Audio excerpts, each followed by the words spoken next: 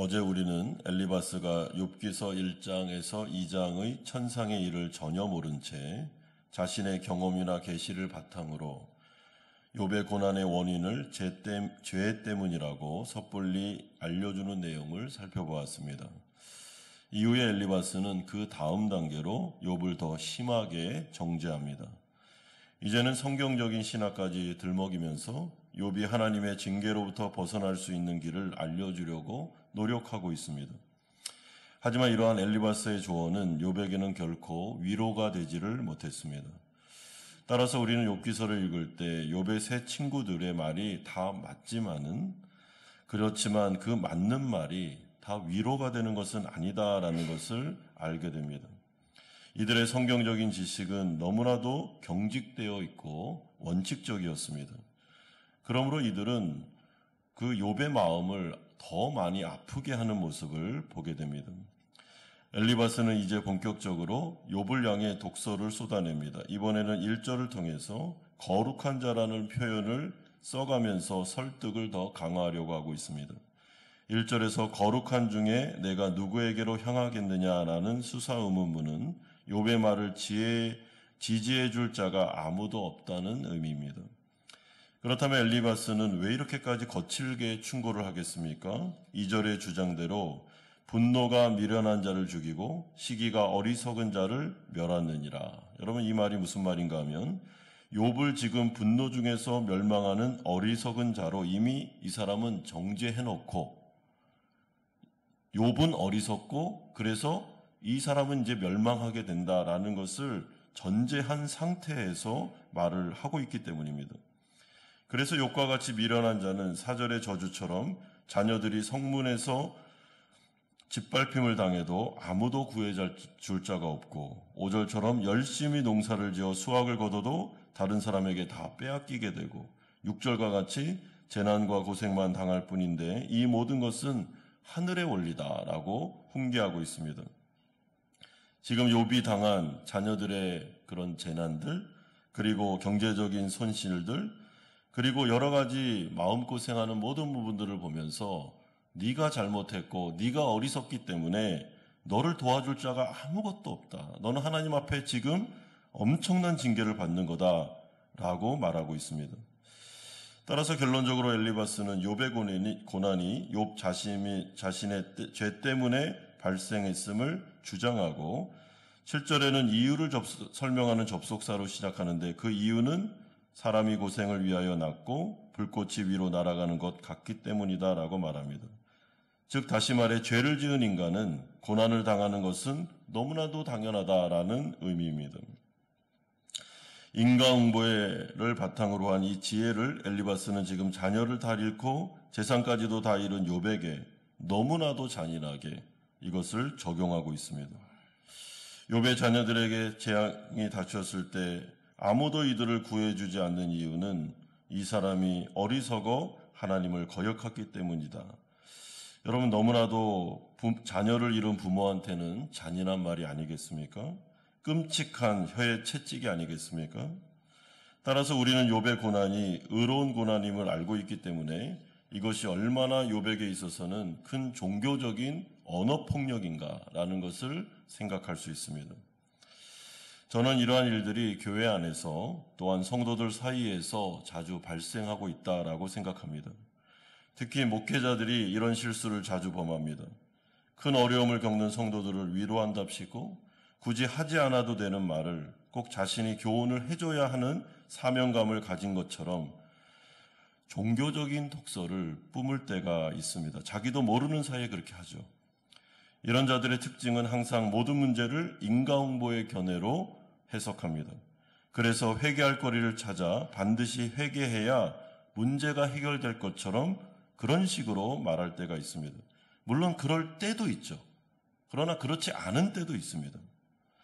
여러분, 안 그래도 마음이 아픈데, 안 그래도 지금 일어난 재난으로 인해 정신이 없는데 꼭 이런 식으로 엘리바스처럼 성경을 인용해 가면서 이야기를 해야 되겠습니까?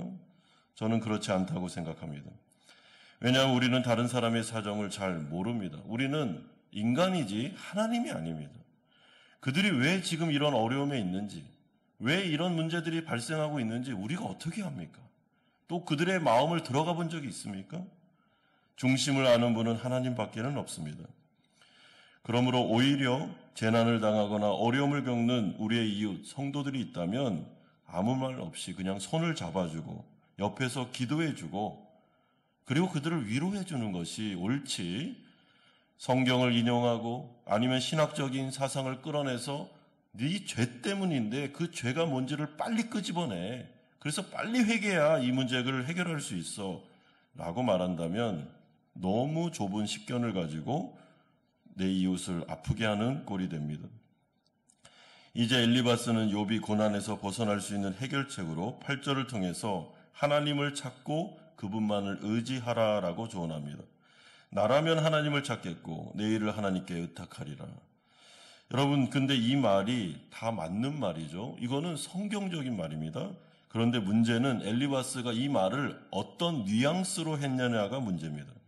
결코 예쁜 말로, 예쁜 뉘앙스로 말하지 않습니다.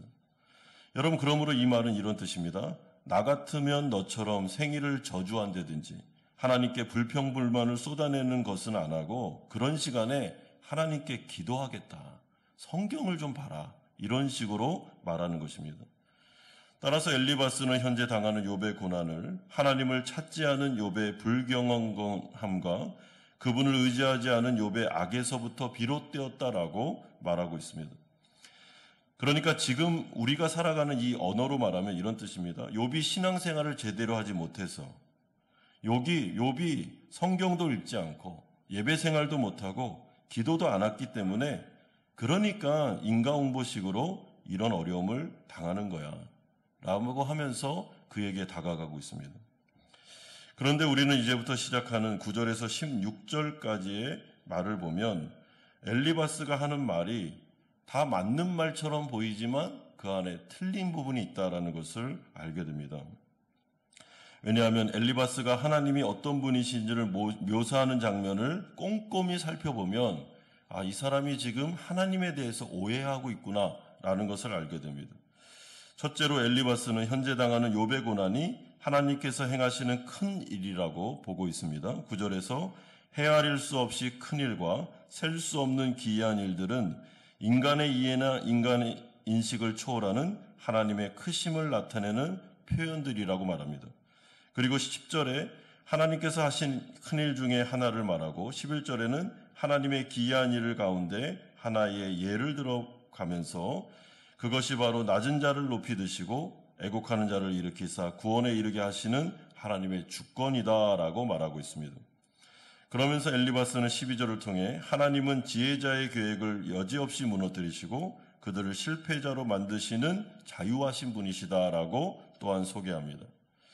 그러니까 엘리바스의 주장에 의하면 하나님은 인과응보라는 자연적인 원리에 따라서 움직이실 필요가 없는 분이다라고 그가 자신의 입으로 성경을 가지고 해석하고 있습니다. 하나님은 낮과 밝음은 좋은 것이고 밤과 어둠은 나쁜 것이라는 이분법에 갇혀 계신 분이 아니다라고 그가 지금 소개하고 있습니다. 오히려 이 이분법을 초월해서 낮에는 어둠을 밤에도 빛을 만나게 하실 수 있는 자유자요 주권자다라고 그는 말합니다. 따라서 우리는 이러한 엘리바스의 신학적인 주장이 하나도 틀린 말이 없다는 것을 금방 알아차리실 것입니다. 이거는 성경적인 말입니다. 오히려 욥의 주장, 주시는 분도 하나님이시요 거두시는 분도 하나님이시며 그렇기 때문에 여호와께 복을 받았은즉 화도 받을 수 있다라는 욥의 주장과도 일맥상통하고 있습니다. 그렇다면 엘리바스의 문제가 무엇입니까? 이러한 하나님에 대한 절대 주권과 자유의 지식을 그는 이미 알고 있고 성경을 통해서도 그 지식을 얻었음에도 불구하고 여러분 여기서 잘 이해하셔야 됩니다. 고난이라는 문제 앞에서만은 이 사람이 하나님의 주권과 하나님의 자유함을 적용하지 못하고 고난의 문제가 딱 닥치면 죄 때문이야. 인과응보적인로 인해서 죄 때문에 고난을 당하는 거야 라고 하면서 경직된 사고를 한다는 것이죠. 이것이 바로 엘리바스의 문제점이고 그의 신학의 한계였습니다. 하나님의 주권을 압니다. 하나님의 자유하심을 알아요. 그럼에도 불구하고 그런 말을 입으로 쏟아내면서도 실생활에 적용할 때는 고난은 하나님 앞에서 죄를 지었기 때문에 잘못해서 그렇게 당하는 거야 라고 마치 모든 고난이 모든 죄 때문이라고 말하는 것처럼 굉장히 좁은 식견을 가지고 있습니다. 그러니까 이 사람은 자기가 아는 바 성경의 지식과 자신의 실생활에서의 삶이 분리되어 있습니다. 바른 성경 지식은 갖고 있는데 삶은 바르게 적용하면서 살지를 못합니다. 그러니까 율법주의의 신앙에 빠지고 인과응보의 신앙에 빠져서 자기 자신에 대해서도 굉장히 엄격할 뿐만 아니라 다른 사람에 대해서도 여유가 없고 사랑하기보다는 정죄하고 비판하고 무시한 쪽으로 가는 참 하나님을 잘 믿는 성도 같은데 삶에서는 사람들에게는 인자하지 못하는 참으로 이상하고 참으로 회개망측한 그런 성도가 되어버리는 것입니다. 그러면서 엘리바스는 자신의 신학적인 주장을 계속 펼칩니다. 17절에서 18절에 보면 볼지어다 하나님께 징계받는 자에게는 복이 있나니 그런즉 너는 전능자의 징계를 업신여기지 말지니라. 하나님은 아프게 하시다가 싸매시며 상하게 하시다가 그의 손으로 고치시나니. 다 맞는 말입니다. 그러므로 참으로 안타까운 점은 엘리바스가 이미 욥의 고난을 하나님께로부터 받은 징계라고 진단하고 판단을 내린 채로 알지도 못하면서 그 사람의 상황을 다 이해하지도 못하면서 위로하려고 다가온다는 점입니다. 그러니까 욥에게는 엘리바스의 그 어떤 말도 신학적인 어떤 주장도 성경적인 어떤 조언도 전혀 위로가 되지를 않습니다. 다 맞는 말을 하는데 성경을 가지고 하나님을 찾아라, 하나님을 구해야지, 너 왜 이렇게 신앙생활을 이렇게 잘 못하고 있니? 그러니까 이렇게 어려움을 당하는 거야. 맞는 말 같은데 그 엘리바스의 모든 말은 다 화살이 돼서 마음에 꽂히고 있습니다. 안 그래도 힘든데 성경을 가지고 또 여러 번 자신을 죽이는 이 엘리바스. 욥이 얼마나 마음이 아팠겠습니까? 여러분, 따라서 엘리바스는 19절에서 22절을 통해서 이제 직접적으로 회개하라고, 그래야 환난과 기근과 전쟁과 멸망 가운데서도 구원받을 수 있다고 단도직입적으로 조언하고 있습니다. 여러분, 우리가 인생을 살며 신앙생활 하시면서 이런 말 많이 들어보셨죠? 우리가 좀 이렇게 잘못되면 옆에 누군가가 다가와서 부드러운 말로 아유 참 힘드시겠어요. 근데 회개하세요. 그래야 이 문제가 해결돼요. 이런 말 우리가 많이 들어봤습니다. 근데 그런 경우도 있고요. 그렇지 않은 경우가 있다는 것을 욥기서가 지금 계속 말씀해 주는 거죠. 근데 우리도 이런 실수를 하지 않습니까? 우리에게도 누군가의 재난과 아픔과 그리고 잘못되는 모습을 딱 보면 저 사람이 뭔가를 또 잘못했구나. 하나님 앞에서 죄를 지어서 저렇게 어려움을 당하는구나 라는 마음이 먼저 알지도 못하면서 내 마음속에 들지는 않습니까? 그래서 판단하고 그래서 비판하고 그래서 정죄하기까지 하지는 않습니까? 여러분, 이것은 잘못된 것입니다. 엘리바스는 욥이 살 수 있는 유일한 길은 회개라고 철석같이 믿고 있었습니다. 엘리바스는 산뜻한 회개 신학을 만들어 욥에게 강요하고 있습니다. 하지만 그는 하나님 나라 백성들의 삶 가운데 회개가 필요 없는 고난도 찾아올 수 있음을 전혀 모르고 있습니다. 성도에게 있어 징계가 복이 되기도 하지만 징계가 아닌 고난도 있다는 것이 욥기서의 줄기찬 메시지입니다.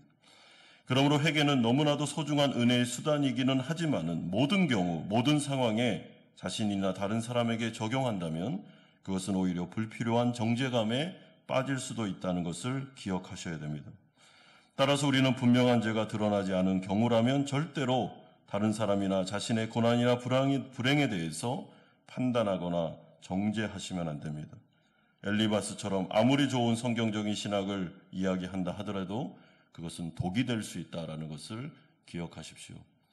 그러므로 우리가 할 수 있는 유일한 길은 우리가 판단자의 위치, 하나님의 위치에 올라가지 마시고 그리고 성도들과 함께 울어주고 웃어주고 손잡아주고 어려움이 있을 때는 좀 입을 다물고 그들의 아픔에 대해 귀를 기울이고 함께 중보하면서 나아가는 것이 성도로서 마땅한 바며 교회가 해야 될 일임을 우리에게 말씀해 주고 있습니다. 사랑하는 성도 여러분, 혹여나 우리의 마음속에 누군가를 정죄하고 누군가를 비판하고 있다면 우리의 마음속에 나는 당신과 다른 부류의 사람이야, 나는 더 경건하고 나는 더 훌륭한 크리스찬이야라는 그 교만이 우리의 마음속에 있다는 것을 생각하면서 이 욥기서를 읽으실 때 엘리바스를 비롯한 이 세 친구의 말이 틀린 말이 거의 없습니다. 거의 다 맞는 말입니다. 근데 문제는 그 맞는 성경이 이 사람들을 통과해서 나아갈 때는 다른 사람에게는 상처가 되고 아픔이 되고 정죄감을 주는, 더 죽이는 말이 될 수 있다. 절대로 이런 식으로 신앙생활 하시면 안 된다라고 적용하시면서 오늘 하루도 우는 자와 함께 우시고 아픈 자와 함께 아파하시면서 고난당한 분들을 위해서 기도하고 함께 옆에서 손을 잡아주시는 우리 성도님들 되시기를 주 예수 그리스도의 이름으로 축원드립니다.